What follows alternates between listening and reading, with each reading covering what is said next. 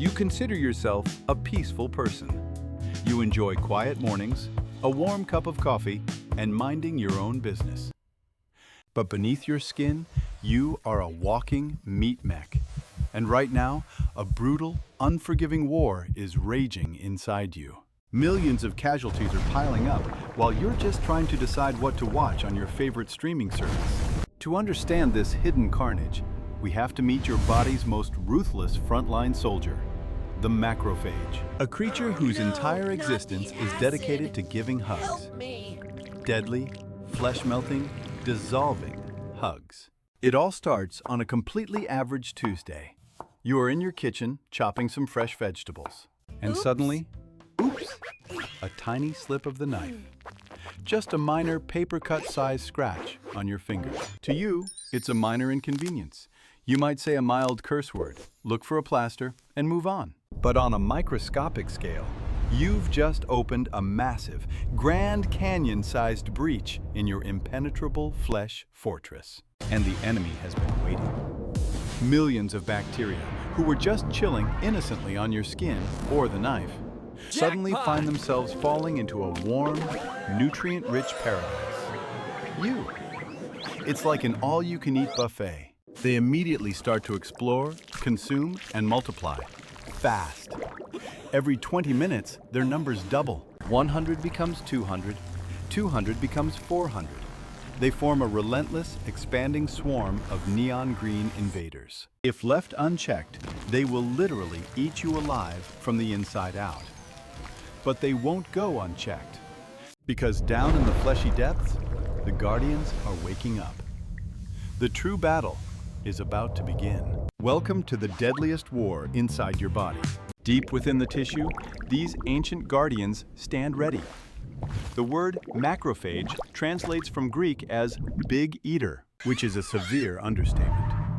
They don't just eat, they consume with extreme prejudice. They are massive compared to the invading bacteria, roughly the size of a microscopic rhino facing off against tiny, aggressive rats. When your flesh is torn and the tissue is damaged, the dying cells scream for help, releasing chemical distress signals.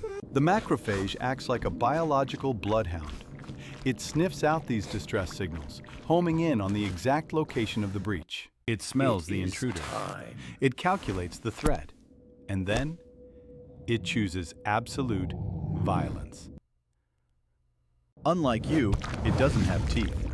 Instead, it extends long, flexible, tentacle-like arms called pseudopodia. It uses these fleshy lassos to reach out and grab the panicked bacteria, dragging them kicking and screaming into its massive body. It doesn't bother biting or chewing. It simply engulfs them, swallowing the invaders entirely whole. Once inside, the bacteria are trapped in a specialized, inescapable biological prison chamber called a phagosome. This is where the real horror begins for the bacteria. The macrophage floods the prison with highly corrosive acid.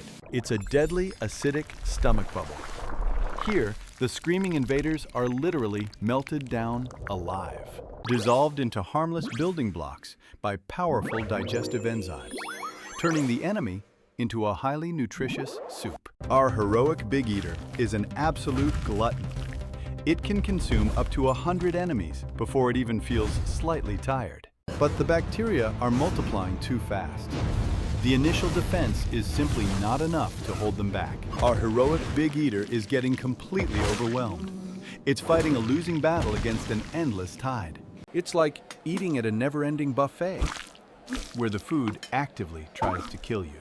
The macrophage realizes it needs backup. It cannot win this fight alone. So, it releases special messenger proteins called cytokines. Think of them as a biological panic button that screams to the rest of the immune system, "Send everyone, we are under attack!" These chemical signals rapidly travel to the nearby blood vessels, and they have a very specific set of instructions. These signals cause the tightly packed cells of your blood vessels to dilate, opening up tiny gaps. They become leaky. Suddenly, a massive amount of fluid rushes from the bloodstream directly into the battlefield. This flood brings fresh troops and weapons, but it also causes the entire area to rapidly swell up like a water balloon. The increased blood flow also makes the battlefield turn bright red and become incredibly hot. This is inflammation. Back in the macro world, you were just sitting on your sofa. You look down at your plastered finger and think, Slightly red. It's slightly red, and maybe a little puffy. You have absolutely no idea that meanwhile, just millimeters beneath your skin, a literal apocalyptic tsunami is washing over an active combat zone. The flood brings exactly what the macrophage ordered. The reinforcements have arrived. And they are absolutely unhinged. The first reinforcements to arrive via the bloodstream are the neutrophils. They are the primary shock troops of your immune system. If macrophages are the heavy, calculated infantry, neutrophils are the suicidal, incredibly aggressive, maniac berserkers. They only live for a few days, so they are born with a furious, unhinged desire to destroy everything in their path. As soon as they hit the battlefield, they charge straight into the thickest swarms of bacteria without a single second thought. They don't just gently swallow their enemies, they actively hunt them down and trap them in deadly, sticky nets.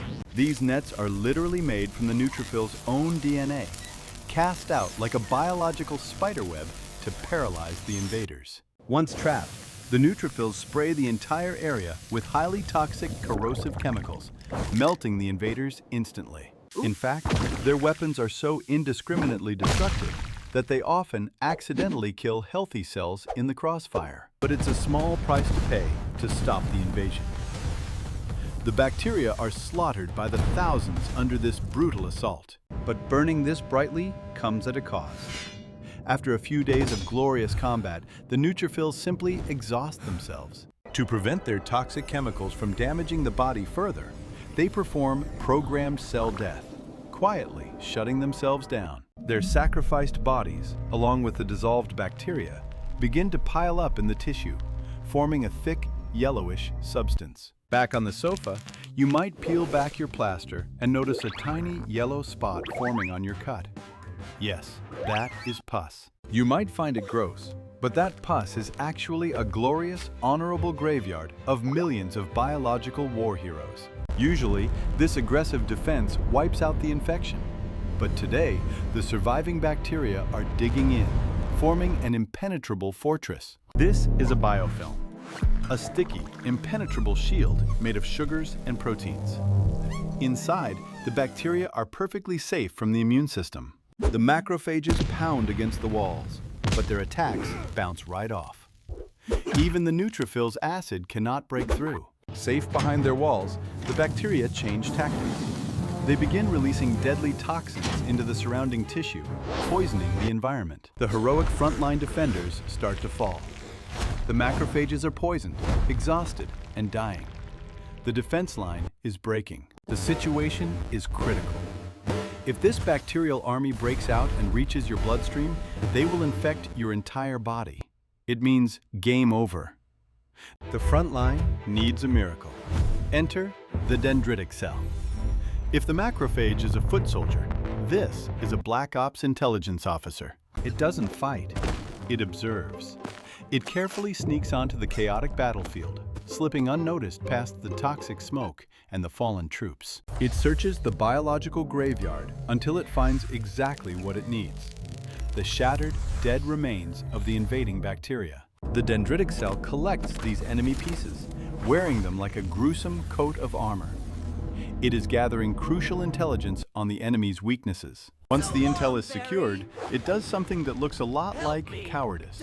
It turns its back on the dying front line and runs away. It leaves the battlefield entirely and enters the lymphatic system, a completely separate network of quiet tubes running parallel to your blood vessels. It travels at top speed down this biological highway, carrying the vital enemy intel away from the combat zone, searching for the heavy artillery. Back in the macro world, you might reach up and feel a slightly tender, swollen lump on your neck or under your arm. That swollen lump is a lymph node. And right now, our brave intelligence officer is arriving at its heavily guarded gates. It steps inside the glowing chamber. The dendritic cell is about to wake up the most terrifying weapons your body possesses: the adaptive immune system. Inside the lymph node, millions of specialized helper T cells and B cells are waiting, suspended in a deep, dormant sleep. The dendritic cell begins its most important task, finding the one specific T cell that recognizes this exact enemy. You see, the adaptive immune system is incredibly specific. It operates on a strict biological lock and key mechanism. The dendritic cell presents the dead bacteria's pieces to cell after cell. Most do not react. They are meant for a completely different war. But finally, after searching through thousands, click, a perfect match. The chosen helper T cell awakens. It realizes the body is under attack, and it switches from dormant to extremely active. First, it clones itself. One cell becomes two become four, rapidly building an elite army of identical commanders. Some of these commanders head straight for the battlefield to support the front line, but others go to activate the heavy industry. They approach the sleeping B cells, handing over the exact blueprints of the enemy gathered by the dendritic cell.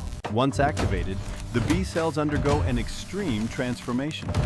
They turn into literal biological weapons factories called plasma cells. These factories immediately start pumping out millions of specialized, highly lethal, Y-shaped proteins called antibodies. Antibodies are the ultimate smart weapons, and the B cells produce them at an astonishing rate of up to 2,000 per second. Back on the battlefield, the situation is completely dire.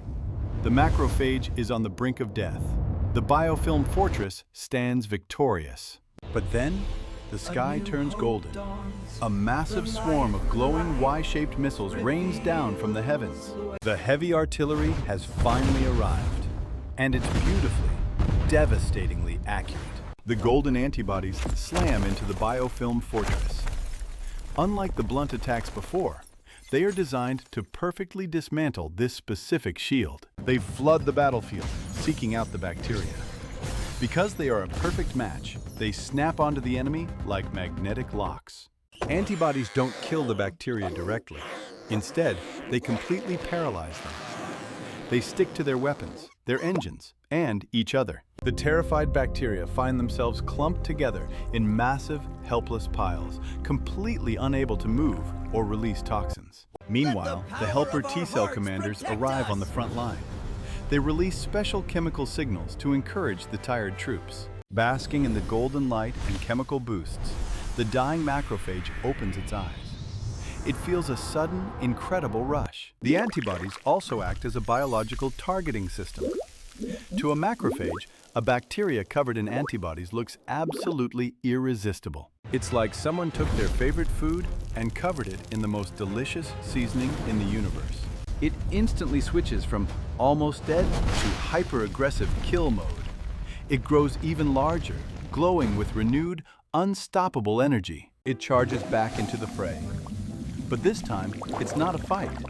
It's an all-you-can-eat buffet, and the food can't fight back. The macrophage acts like a biological vacuum cleaner, effortlessly slurping up hundreds of paralyzed bacteria at once. The tide of the battle turns completely. The toxic smoke is cleared, the inflammation goes down, and the bacteria are absolutely decimated. Within a few hours, the massive invasion force is completely eradicated. The overwhelming threat is reduced to absolutely nothing. The macrophages calmly switch back to cleanup mode, sweeping up the remaining debris before slipping into a well-deserved food coma. The war is won. Most of the cloned soldiers will quietly die off, but a few will remain behind, transforming into memory cells. They catalog the enemy's exact blueprint and lock it away in the immune system's massive biological library. They will remember this exact enemy forever. If this specific type of bacteria ever tries to invade your body again, the response will not take days. It will be instantaneous. They will be completely annihilated by an overwhelming swarm of antibodies before they even get a chance to multiply. You are immune. The war is officially over. The microscopic millions have died, fought, and won, all without you lifting a finger. Your body is safe. You look down at your finger, remembering that tiny, annoying little cut from a few days ago. You grab the edge of the plaster, Brace yourself for a tiny sting and peel it off. And you notice that the skin is perfectly smooth. The cut has completely healed, leaving no trace behind. You didn't feel a thing. You didn't even notice the apocalyptic, life-or-death struggle that just saved your existence. So the next time you are sitting on the sofa, feeling completely ordinary and maybe a bit bored, remember, inside you, there is an entire, living, breathing universe filled with trillions of tiny heroes fighting every single second to keep you alive. You are not just a person. You are literally a walking, breathing, impenetrable fortress. Thanks so much for watching our journey into the microscopic war zone. If you want to help support our cellular armies and allow us to make more videos like this, please hit the subscribe button, turn on notifications, and share this video with your friends. It really helps the channel out